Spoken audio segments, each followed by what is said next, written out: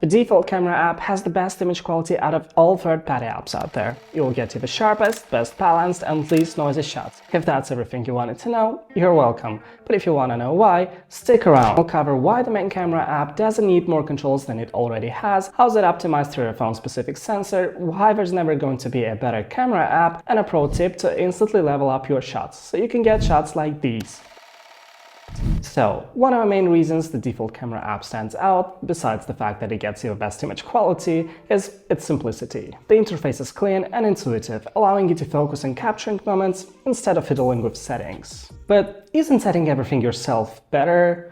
Well, no, not on a phone at least. Because the sensor size limits the impact of manual adjustments like aperture or shutter speed. For example, in real cameras, controlling the aperture creates depth of field, also known as blur. But the aperture, besides the blur, also controls the amount of light hitting the sensor, so ideally you would want it to be as wide open as possible. The wider it is, the more blur and light you get. But what if you want less blur, or not at all? Then you have to close down the sensor, which will also limit the amount of light coming in, so you kinda have to balance this setting. But on an iPhone, even at its widest aperture, the depth of field is almost non-existent because of a sensor size, especially in comparison to a pro camera. So leaving the sensor at its widest aperture, which the main camera app does by default, is always going to be the best option.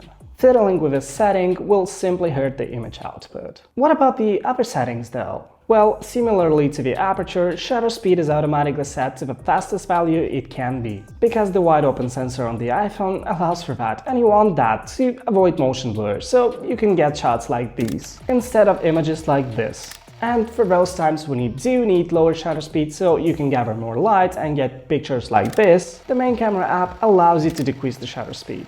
For night mode. Even though it doesn't say it directly affects the shutter speed, because that would confuse the regular user, setting it to 30 seconds, for example, would lead to the shutter not closing for 30 seconds. Not to mention that night mode activates and selects the shutter speed automatically. So changing any of its settings manually would make no sense, as the sensor size is so small, it would only make the image worse. To put it simply, unlike on a real camera, there is nothing to balance on the software size, because the hardware hasn't yet reached its peak. So the lowest aperture with the fastest shutter speed is always going to be the optimal setting, which the main camera app sets by default. Those of you who are a bit more tech savvy may know that there's also a third setting called ISO. ISO regulates how sensitive the sensor is to light. A lower ISO produces cleaner, less noisy images, while a higher ISO introduces grain but allows for brighter shots in low light. The default camera app and even big cameras always prioritize the lowest ISO. And since the iPhone doesn't have to worry about aperture and shutter speed, it always sets the ISO to the best value it can be automatically. So if your images get too grainy, that means you've just hit the limit of the sensor itself, and no amount of fiddling with settings will get you a better picture. So while the main camera app lacks the specific controls of professional apps, the reality is that deep manual adjustments don't matter much for smartphone sensors. In fact, changing any of its settings manually would more often than not produce worse images. And for those of you who want pro controls that actually matter,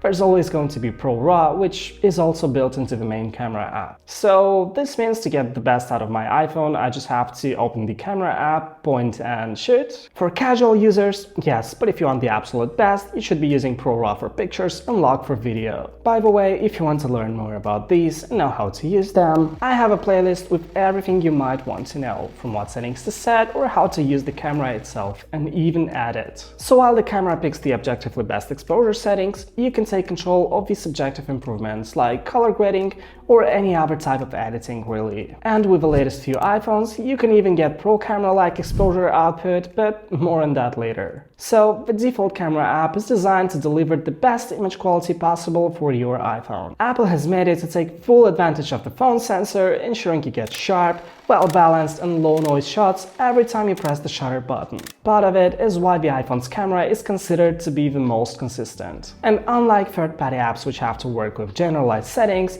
the main camera app is tuned specifically for your iPhone sensor. This tight integration allows it to process images with incredible efficiency, applying advanced computational photography to give you the best results without you having to think about it twice. And while Apple allows third-party apps to fully access your camera, they won't use Apple's algorithms because there's no point in trying to replicate the main camera app. So instead, they'll create their own, which are not always better. And as we have already established, manually changing settings isn't practical or beneficial either. One of the other advantages of a default camera app is how it's designed for everyday scenarios, moments where speed and reliability are crucial. When you're trying to snap a photo of a fast-moving subject, every fraction of a second counts. The default app's seamless integration with iOS and the phone's hardware ensures that it launches almost instantly, giving you the edge when timing is everything. Third-party apps, on the other hand, often struggle in this department. The default app also shines in how it handles focus and exposure adjustments on the fly. This real-time adaptability is powered by Apple's ISP. The ISP ensures smooth transitions and consistently will expose shots. Another area where the default app excels is battery efficiency, because it's designed to work in harmony with the iPhone's hardware. Third-party apps often don't have this level of optimization, which can lead to faster battery drain. So if you need your phone to last an entire day, that's a significant advantage. Long story short, the default camera app is engineered to perform flawlessly in real-world situations where convenience, speed, and reliability matter the most. As promised, here's a quick tip to instantly make your photos better. The iPhone really loves to overexpose photos, because most people see brighter pictures as better pictures, but that's objectively not true. Here's a real-life example. See how the iPhone overexposed the shadows in comparison to the big camera and made the picture less pleasing. To combat that, go into Settings, Camera, Preserve Settings and select Exposure. Now, once you're in the Camera app, select the exposure and set it to -3. Do the same for video and portrait modes. This setting will remain on forever and will drastically improve your pictures and videos, for example, like in these shots. And if you have an iPhone 16 or 16 Pro, go into the photographic styles and decrease the tone by around -50. This alone will make your iPhone pictures look much closer to a real camera, because what it essentially does is reduce the amount of fake HDR that the iPhone outputs. The default camera app seamlessly integrates with the phone's chip and sensor, offering unmatched real-time adjustments. This level of optimization is why third-party apps fall short in producing better image quality. While they aim for versatility across devices, Apple focuses exclusively on optimizing for the iPhone. They also keep innovating within the default camera app itself, adding features like Pro RAW and Log, which cater to both casual users and professionals, so you don't have to switch apps mid-shooting. As long as Apple continues to prioritize this seamless integration, there will never be a better camera app than the default one. This is why I and many other photographers use the main camera app. It's not just the easiest option, it's also objectively the best one. So unless you're shooting a film or experimenting with extreme effects, the default app is all you'll ever need. If you found this breakdown helpful, hit the like and subscribe button and let me know down in the comments, do you use the default camera app or do you prefer a third-party option? As always, thanks for watching and I'll see you in the next one.